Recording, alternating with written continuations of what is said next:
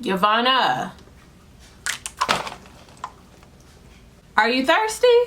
Hey guys, what's up? It's your girl Kim Ray, and I'm back with your Real Housewives of Atlanta review. And you're watching Kim Ray Music TV. If you're new here, make sure you subscribe down below to this channel. Thumbs up the video to let me know that you like what's going down here. Subscribe so that you're always in the know, so that you know when I post new videos, which is like 3 or 4 times a week. And hit the little bell if you want to get all the notifications all the time, because sometimes YouTube be tripping. They don't be telling y'all all the time all of the things, right? Make sure you are following me on Instagram, Twitter, Facebook, YouTube at Kim Ray Music TV, and following the podcast at JTFIO Podcast on Instagram and Facebook. Alright, so let's get into this review. Alright, so this is episode 6, and we open up with Tanya and Portia. They are doing rich black women stuff, okay? They are getting the abs worked on at this place. You know, I always be wondering how the stars be eating hot Cheetos and Takis and sodas and all kind of stuff. I know they don't be in the gym like crazy. Now, I know they be in there, but I know they don't be in there like crazy, okay? And so I be wondering, how do they get these abs? So Tanya puts us up on game. She says this is her little secret place. It's this machine that then strapped them up and is shaking them, right? And they get these abs. So Portia and Tanya, probably the most fun out of the entire bunch, are there. And you know, they just talking, they up to their own shenanigans or whatever, but this is when we get the introduction to the girls trip, the first one for this season, which is going to be Toronto, Canada, and it's going to be Carnival.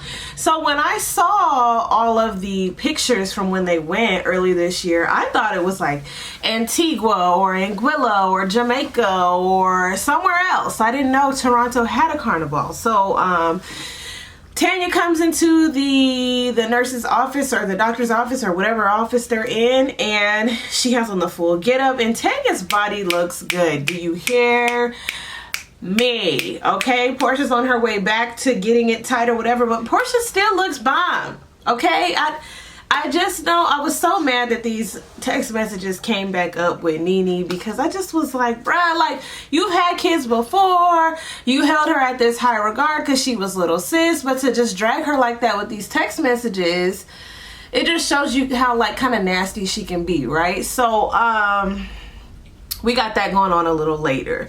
Kandi, we get this whole parenting conversation going on Twitter about Kandi being a stepmom and having whether or not she has a say with Todd's already grown, solely his biological daughter, and how things may change when they have a daughter together. Is the parenting going to be the same?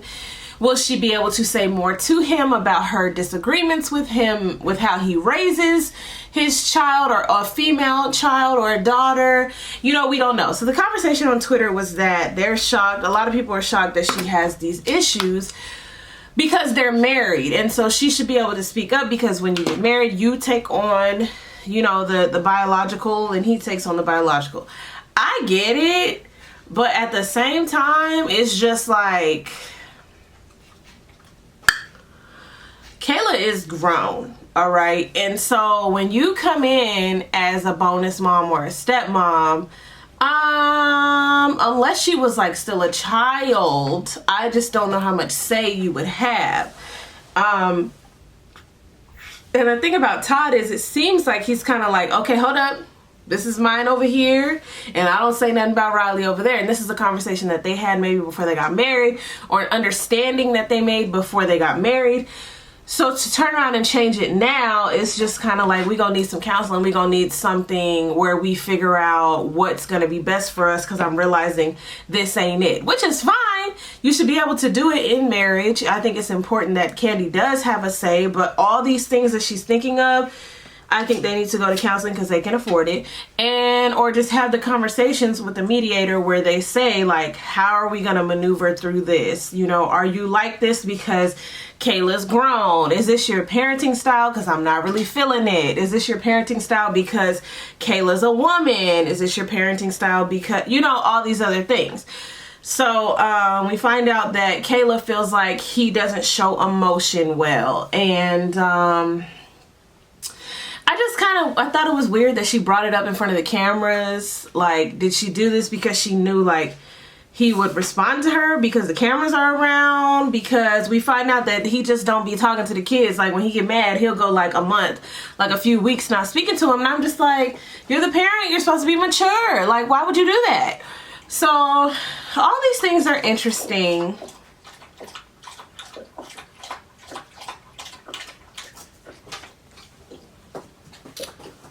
So all these things are pretty interesting to me. It's going to be interesting to see how things turn out. Kandi and Todd seem like they are a great team when they are able to work together. But something like parenting that's pretty important. I mean, Kayla is grown, so it's not like she's a teenager. So I just don't know. I don't know. And I also think it's interesting how these kids be so dry in front of these cameras when they grew up in a capture it all world where it's just like, why are you so dry in front of this camera? Like, emotionless. I'm not saying be like peppy and hype how I be in front of the camera, but just like no emotion period is really portrayed. I mean, maybe she was just fed up. Okay, so let me see. Kenya. We got Kenya working on this edge control. Kenya does have really full edges. She does have really nice hair. It makes sense to have a hairline, but what's weird to me is what she does later. Okay, we see Eva. I only see Eva for a little bit this episode. You know, she's playing with her daughter and her son, reading them stories, takes her to tennis lessons, and then she's on FaceTime with Cynthia, you know, chopping it up. So she didn't really get too much this episode. I wonder if her check was a little lower for this episode, because I think they do get paid per episode.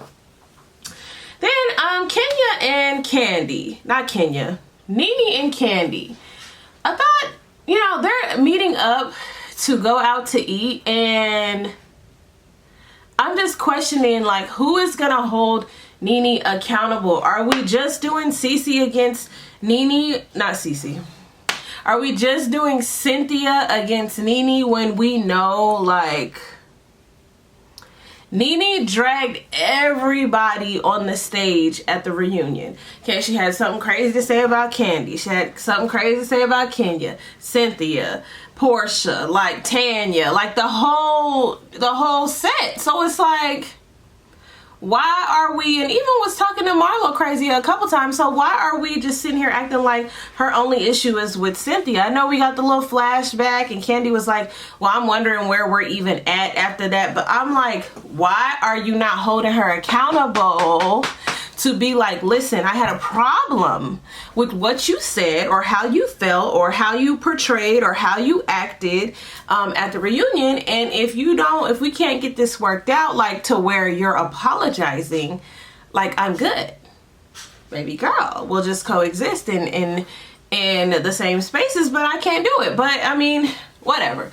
Maybe Kandi feels like she just ain't picking no battle. She's trying to choose her battles, which makes sense. But anyway, they meet up to talk. Nene's going on and on and on about Cynthia. And then she moves into Marlo. Okay, so the big thing for this episode is Marlo's wig release party. She has a wig line called I Am Her, I think. And a lot of people, you know, with the shade, all episode long, Cynthia, Eva, Kenya, like, how's she gonna have a wig line? That's the last thing I would think. Kobe, you alright? Y'all, that's the last thing I would think Kenya would have is not Kenya, Marlo would have is a wig line. And I just felt like, I mean, even with the ill-fitted wigs. And you know, while Marlo is not the best wig wearer on the show, I just think it's interesting that why she can't have a wig line. Like, even if they synthetic wigs like Vivica Fox, like, it don't mean, just because you have a wig line don't mean that you have the best wigs that you wear all the time. It's just something that you're interested in. Marlo is known to wear a different wig on Sunday, Monday, Tuesday, you know, and then bring the same wig back on Saturday. So why the girl can't have a wig line? Okay, we're gonna skip some things because I just was so blown away by Kenya's behavior. Now, I know Nene said the rabies shot and all this other shady stuff. But Kenya, and then Marlo's like retaliation to it, it just was just a mess. It was just a mess because it's like Marlo's having her event, and I understand like mean girl petty like antics that Kenya likes to do. I understand some here and there. If you were coming anyway and then you came and did what you did and then you participated in the games, or you hopped on the mic and you said this is where you can find my product, okay. And then when Marlo took it in stride and was behaving like, you know, we welcome that, and you know, my edges are thin, it was like you could have dropped the mean girl act and chose to work together, but you still wasn't doing it. So then Marlo was getting desperate because it was like Marlo was realizing like, oh, like she's not gonna team up with me. This is embarrassing. Like she tried, and it's almost like, has Marlo received like some therapy? Hold on, y'all, because my dog, he looks so bored.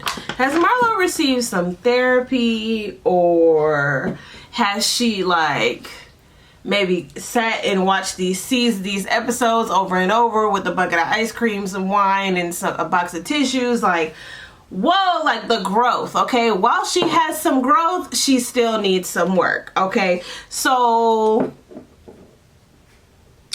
I cannot say that I'm just so like just shocked at Kenya and feel so bad for Marlo. It's not that, because a lot of y'all was like, oh, why is Kenya wrong when she does da da da da but Marlo doesn't? It's not that. It's the fact that we're supposed to be done had all this growth, right? And everybody be so over Marlo and her antics and the things that she does, but Kenya don't be growing. She kind of just be looping, is what I'm saying. Like, I know a lot of y'all love Kenya, and I'm starting to like her like a lot more than I did, and try to humanize her a little bit more. But she be making it hard because she be doing the mean girl antics, like rolling up in somebody's party who said they had a issue with edges. And you know, the editing, I will admit, made it like a little bit worse, which is perfect. It's perfect because it brings in the draw, right? But I thought that Kenya's like her driving thing was gonna be up. We're here to like restore your edges because you have no edges. But it wasn't that. It was like edge control. It wasn't like an edge serum. So that made me a little bit happier. So I will go ahead and apologize for assuming last week that Kenya was gonna be bringing us. Did I get the wrong color? Sorry.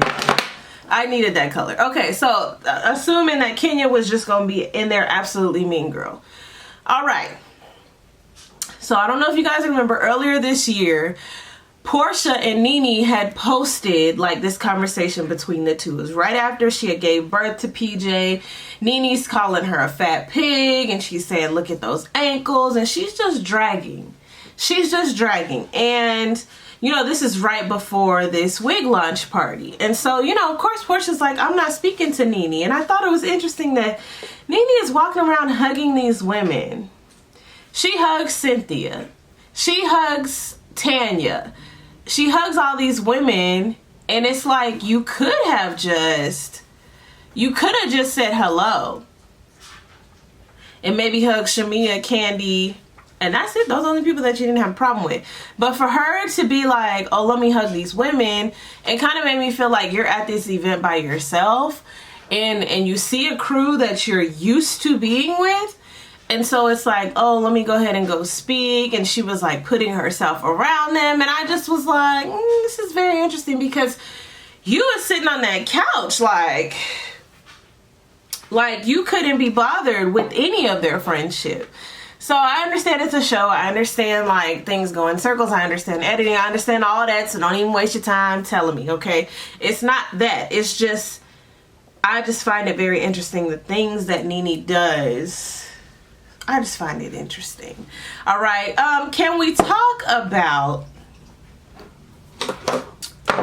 y'all, I gotta get my water. Can we talk about Jovanna?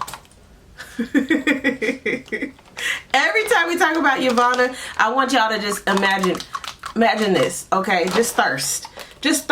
Okay, the cup runneth over. You don't have to be thirsty. You're a beautiful woman. I'm sure successful, got way more money than me. Beautiful.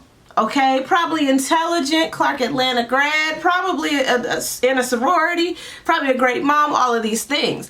I just don't understand the thirst on this TV show. Now, I wonder if I would be the same, because you're around people that we've been watching for years. I ain't been watching since year 1, but I've been watching probably since about 3 or 4. Okay, so we've been watching them for years. Okay, and so to finally be on this show, I can understand, like, feeling like you want to be in and you want to be, because, you know, Tanya can be perceived as a little thirsty. I get it. But Jovanna is just like, hey, you guys want to drink? Do you want to drink? Yes, girl, yes! Like, it's just a lot. Whereas Tanya's like, she has the high energy, but it's not like, ooh, I'm scared because they might be a really similar. Maybe I just have a problem with Jovanna because that's what it is. Jovanna was like, I'm that B from Clark Atlanta. How you don't know me? Everybody knew me. Jovanna with a big booty. Like, it just was a lot. Okay, so all of that just kind of made me feel like, okay, we're a little self-righteous. And it just is making you just seem thirsty. Like, even coming to this event with, like, the sheer and the feathery, and, like, it just was a lot for, like, a daytime event. It looked like one of them Angel Brinks outfits. It's kind of ill-fitted. It just, like, she just gives me, like, I'm trying really hard to be on this camera, and like I'm gonna keep saying, I cannot even say that I wouldn't be the same. I did appreciate the long, bone straight middle part she was giving us. That was beautiful on her. The lash, the makeup was bomb. But she just, you know, beating on this car window with Nene talking to her crazy like she talks to everyone. Almost like Nene driving off with her still leaning on the car. Like, you couldn't have did that with me, because I got a bad knee, and I would have fell right on the floor. Okay, so I'm not really sure about that situation. You know, Candy asked Jovanna, let me not get it wrong, she asked Jovanna flat out, like, were you the one recording Cynthia? And her eyes got so big and her voice got so high-pitched like this. I really think it was her, and she just lied, which is not gonna help her. It's not gonna help her. So that was the episode this week. They tried to make the music really dramatic when Nene came in. A few things that I forgot to mention. Marlo saying, get security and escort Kenya out. Like, that was a bit much. The exchange, the yelling on the mic. Like, it just was a lot. It just did not look good for you, Marlo. While I do not think Marlo's wigs look good, 100% of the time, she is her fashion is always on point to me. She always gives you a look, and even though the quality of the wigs may not be there, the lace may be bubbling up or whatever, it's like, it's natural, because it just makes me feel like, with me, I mean, sometimes my lace be tripping, sometimes it's time to wash that mug, and I don't be having the time. Throw a hat on, throw a scarf on, you know. I understand she's famous, I understand we're not the same, but yeah, that's all I got. I was trying to give her an excuse. But yeah, that's the review for this week. We will have episode 7 next week, I believe. You guys leave down below what you thought about this week's episode. I'm Kim Ray. This is Kim Ray Music TV, and I'll see you guys next time. Bye!